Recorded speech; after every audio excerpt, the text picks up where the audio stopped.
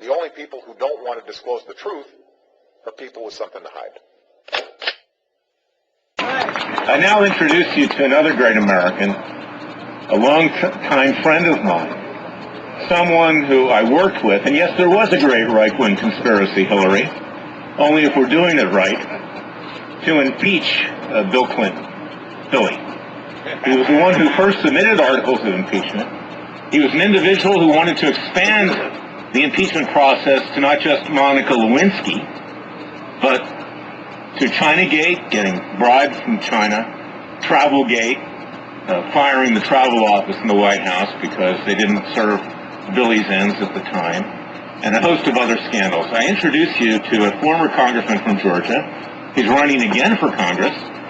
He's also the former U.S. attorney from the Northern District of Georgia, the place where I went to law school, Emory University. I'm very proud to announce and to introduce you to, if you need an introduction, to my friend Bob Barr. Robbie! All right, Mr. Barr. Thank you, Larry. Well, here we are again. Back again.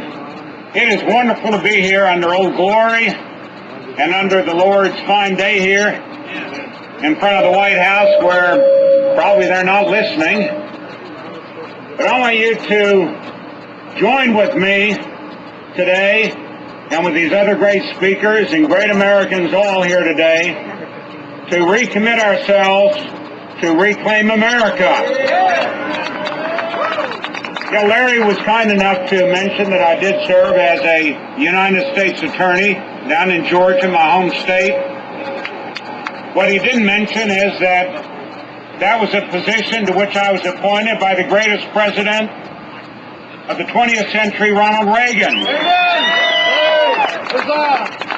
One of the reasons I suspect that President Reagan appointed me as his United States attorney, aside from my warm and soft personality and my good looks, is the fact that I know a scoundrel when I see one. And I've dealt with scoundrels as U.S. attorney, with con artists and drug dealers and money launderers, murderers, rapists.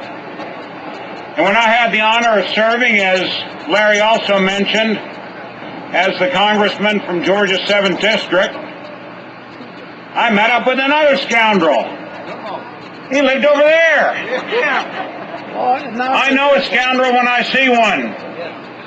And folks, we have a scoundrel living in that building right now, and we need to do something about it. All of us here, I'm sure, have spent some time in our great Capitol building, for which you have to go through guards and stuff nowadays, but back in the good old days, you could walk in and wander around and look at the statues of great Americans and the paintings and the sayings on the wall, the inscriptions.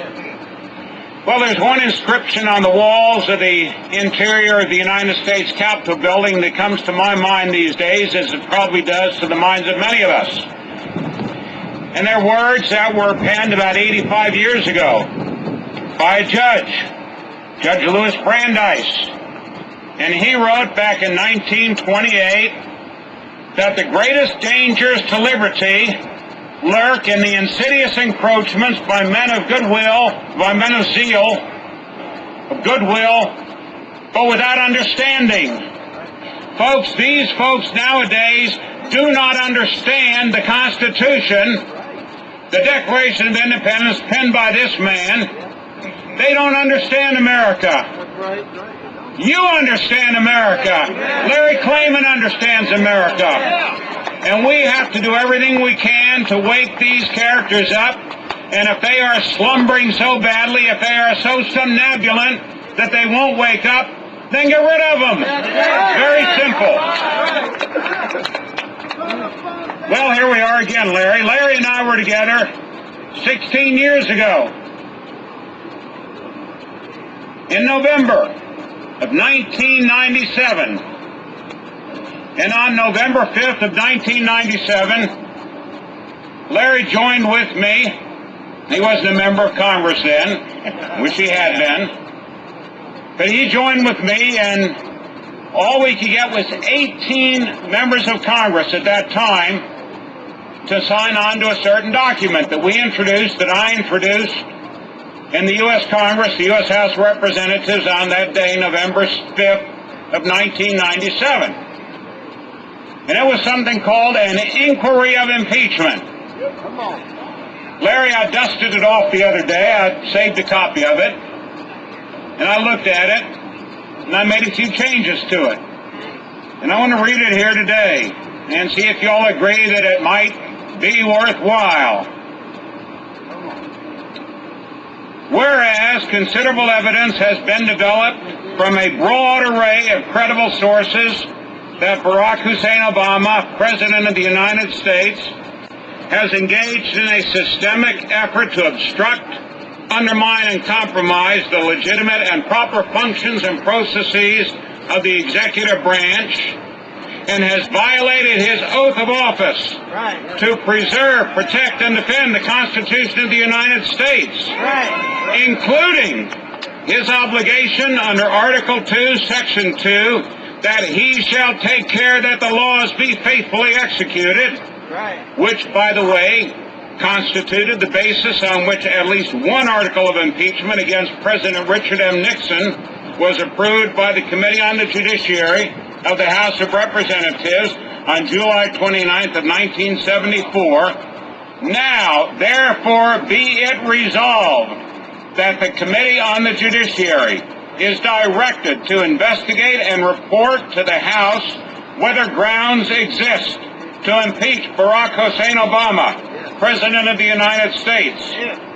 Upon completion of such investigation, that committee shall report to the House its recommendations with respect thereto, including, if the committee so determines, a resolution of impeachment. Does that sound like something that needs to be dusted off and reintroduced? Well, go up to the other end of Pennsylvania Avenue, as Larry and I and so many other Americans did back in 1997, and demand that they do something about it.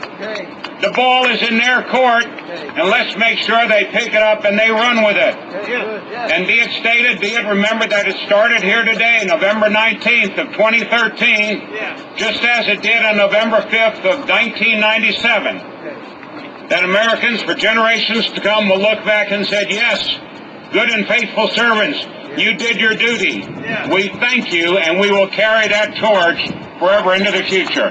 Thank you all for being here. Thank you, Larry, for bringing us together. Thank you. Except Barack Hussein Obama is not the president. He's a fraud. That's it. Get that bum out. That's it. The only people who don't want to disclose the truth are people with something to hide.